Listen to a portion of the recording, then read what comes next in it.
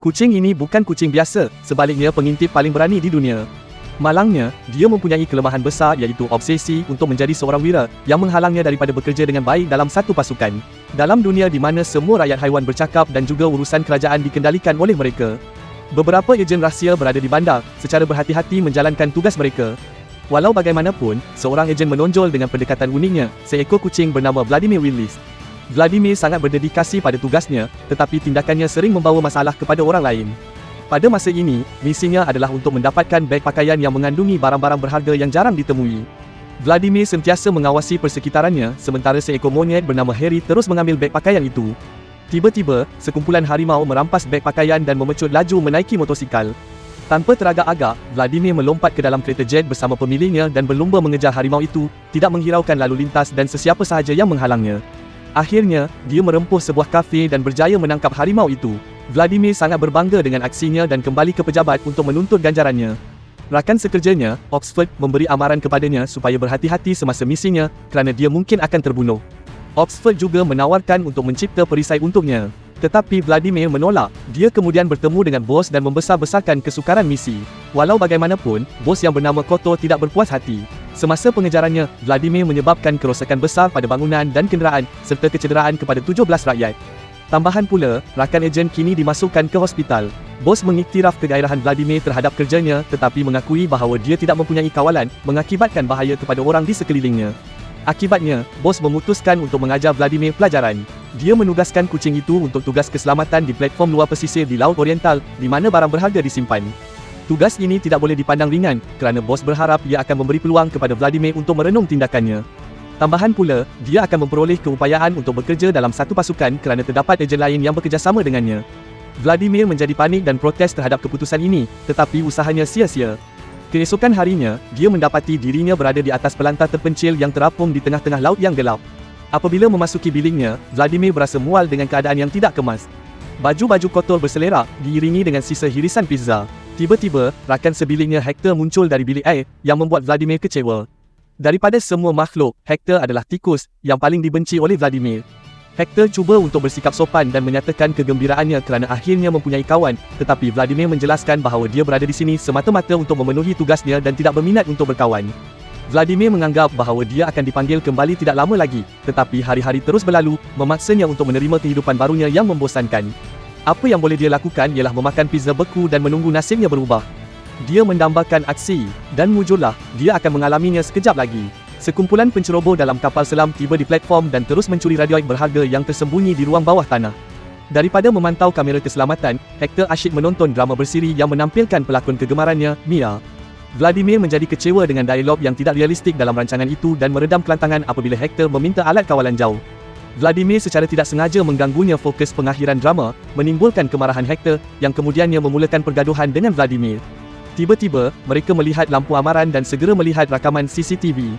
Mereka berdua bergegas menuju ke ruang bawah tanah, tetapi sebelum mereka dapat menghalang, penceroboh menghantar beberapa drone untuk ke arah mereka. Vladimir memerangi drone dengan pistolnya, manakala Hector menggunakan kemahiran teknikalnya untuk memprogram semula salah satu drone. Vladimir berjaya menangkap penceroboh, tetapi disebabkan kekurangan semangat kerja berpasukan, Hector secara tidak sengaja terlanggarnya, memberikan penceroboh peluang untuk melarikan diri dengan radioid. Vladimir dan Hector menuduh antara satu sama lain dan berasa menyesal kerana menjadi rakan sekerja. Mereka kembali ke bandar dan melaporkan kepada agensi mereka. Bos menjadi sangat marah kerana ejen hanya diberi tugas mudah, tetapi gagal untuk menyelesaikannya. Nasib baik, Vladimir berjaya mengumpul beberapa bukti. Penceroboh tertinggal beberapa nota yang menunjukkan mereka beroperasi dari sebuah hospital di kawasan pusat bandar. Setelah mengetahui perkara ini, bos bertenang dan memberi peluang lagi kepada ejennya. Mereka dikehendaki menyamar di hospital dan menyiasat rompakan itu. Jika mereka gagal mencari penceroboh itu dan mendapatkan semula radioid yang dicuri, mereka akan kehilangan pekerjaan. Kedua-dua ejen kemudiannya menggunakan identiti palsu sebagai jururawat dan tiba di hospital. Semasa di sana, Vladimir melihat Mia, seorang pelakon, memasuki hospital. Manakala Hector menjadi terlalu teruja apabila melihatnya dan mula hilang fokus. Mengambil kesempatan daripada keadaan itu, Vladimir menenangkan Hector dan membawanya ke Stro Show. Sebaik sahaja di dalam hospital, Vladimir meninggalkan Hector di koridor dan meneruskan untuk menyelesaikan misi itu seorang diri. Selepas beberapa lama, Hector sedar dan mula mencari Vladimir. Sementara itu, Vladimir menemu bual pelbagai individu untuk mencari petunjuk. Dia terjumpa topi lelaki penyelenggaraan dan game ularnya, tetapi mereka nampaknya tidak mempunyai banyak maklumat. Perhatian Vladimir teralih pada laporan berita tergempar di TV yang mendedahkan bahawa seekor badak sumbu telah diserang oleh orang yang tidak dikenali pada awal hari itu. Haiwan malang itu telah dibekukan oleh pancaran laser berais dan telah dibawa ke hospital yang sama di mana Vladimir berada. Para jururawat bertungkus lumus menggerakkan badak sumbu kerana ia terlalu berat. Vladimir menyedari bahawa salah seorang jururawat ialah anak betina yang cantik bernama Lo yang menyebabkan jantungnya berdegup kencang. Dia segera bergegas membantu untuk menarik perhatian Lo. Vladimir mengambil alat pemadam api dan menggunakannya untuk menembak troli pesakit terus ke dalam dewan bedah. Badak sumbu telah berubah menjadi patung ais dan tiada apa yang dapat menembusi kulitnya. Degupan jantungnya semakin berkurangan. Pasukan perubatan bersedia untuk memberikan syok, tetapi Chap dan Jim secara tidak sengaja menyebabkan gangguan bekalan elektrik dengan mengacaukan pendawaian hospital. Sementara itu, anak perempuan badak sumbu itu terus menangisi bapanya. Vladimir mengasihani kanak-kanak itu dan datang membantunya. Dia mengambil belut dari tangki ikan dan menggunakannya untuk memberikan kejutan kepada badak sumbu. Syukurlah, badak sumbu mula bernafas semula. Chloe kagum dengan tindakan Vladimir dan menawarkan untuk menunjukkannya di sekitar hospital. Namun, rancangan mereka tergendala apabila Jim berubah menjadi naga selepas tersilap minum kopi. Vladimir membantu Chloe mengawal naga, tetapi malangnya, Hector kehilangan kesedaran sekali lagi dan ditempatkan di wad berkunci bersama pesakit mental yang lain. Daripada berputus asa, Hector berkawan dengan pesakit dan berjaya melarikan diri dari wad. Sementara itu, Vladimir menikmati masanya bersama Chloe, malah menjemputnya untuk makan malam bersamanya. Namun, momen mereka musnah apabila Hector muncul tanpa diduga dan menyebabkan gangguan. Vladimir membawa Hector ke satu bilik di mana mereka terus bertengkar. Tiba-tiba, Vladimir menyedari bahawa mereka berada di dalam bilik badak sumbu, tetapi badak sumbu itu tidak ditemui. Mereka mendengar seseorang menghampiri dan segera bersembunyi di bawah katil. Ternyata Doktor dan Mia yang mahukan bilik terbaik dan dibawa ke sini oleh Doktor. Selepas Doktor pergi, Mia mula bercakap di telefon dan perbualannya kelihatan mencurigakan. Vladimir dan Hector berhadapan dengannya, tetapi Mia mendedahkan bahawa dia hanya berlatih untuk peranannya sebagai pengintip. Dia menjelaskan bahawa dia sedang dipertimbangkan untuk berlakon dalam filem pengintip tetapi perlu menjalani pembedahan untuk mengeluarkan antenanya yang akan menghalangnya daripada berkomunikasi dengan adik-beradiknya. Walaupun begitu, Mia berazam untuk menerima lakonan itu. Setelah menyedari bahawa Vladimir dan Hector adalah pengintip sebenar, dia meminta untuk menyertai misi mereka supaya dia boleh berlatih untuk lakonannya. Mia mengugut untuk mendedahkan identiti Vladimir dan Hector melainkan mereka bersetuju dengan syaratnya. Vladimir dengan berat hati bersetuju kerana mereka tidak mempunyai pilihan lain dan Hector sudah bersedia untuk melakukan apa sahaja yang diperlukan. Mia mencadangkan agar mereka memulakan penyiasatan dengan menyiasat kehilangan badak sumbu dengan Doktor menjadi suspek utama mereka. Mereka mencarinya di koridor dan melihat dua ekor kelawar dalam keadaan mencurigakan. Kelawar memasuki lift, Vladimir terus mengejar lift dan menunggu di tepi pintu manakala Hector dengan cepat naik ke tingkat seterusnya menggunakan tangga. Anehnya, kelawar tidak pernah sampai ke tingkat seterusnya dan hilang di antaranya. Hector kembali dan memeriksa pendawaian, menemui lantai rahsia yang tersembunyi di antara lantai yang ditanda. Ejen memasuki tingkat rahsia dan terjumpa bahagian hospital yang terbiar. Mereka meneroka kawasan itu dan terjumpa pita VHS dan pakaian seragam kapal selam. Vladimir menjadi lebih curiga apabila dia melihat gambar Doktor. Semasa mereka meneruskan berjalan, mereka menyaksikan kelawar membawa lari badak sumbu. Mereka berhadapan dengan kelawar dan tiba-tiba diserang oleh cyborg. Cyborg ini ternyata adalah penjahat yang sama yang membekukan badak sumbu dengan pistol aisnya. Mia menemui jet agensi yang ditinggalkan, yang digunakan ejen untuk mengejar cyborg. Vladimir memimpin dan cuba untuk melawan cyborg dengan pistol lasernya, tetapi cyborg terbukti terlalu kuat dan mengalahkannya.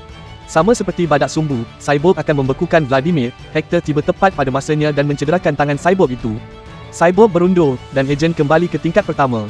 Vladimir mengesyaki bahawa doktor itu adalah cyborg Ice Demon.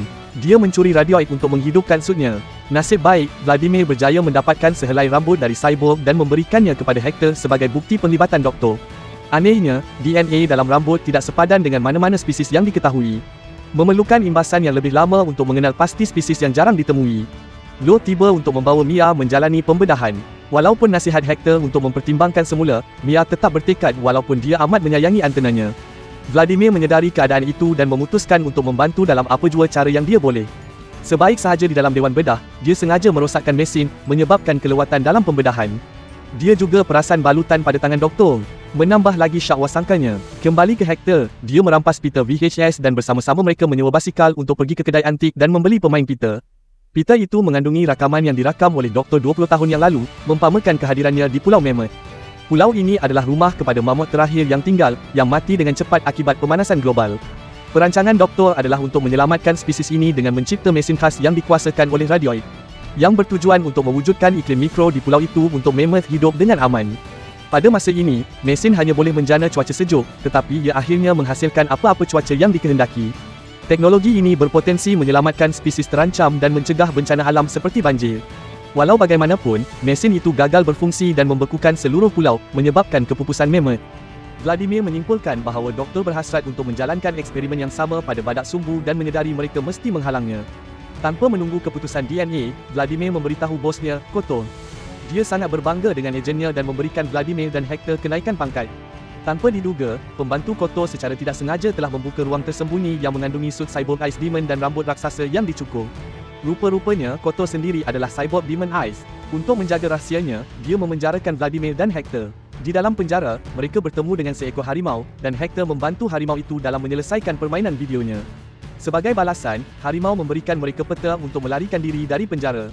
Mereka kembali ke hospital dan bertemu Lo, yang membantu doktor dalam mencuri radioid. Dia membawa mereka ke tingkat rahsia untuk membantu mereka memahami keseluruhan kebenaran.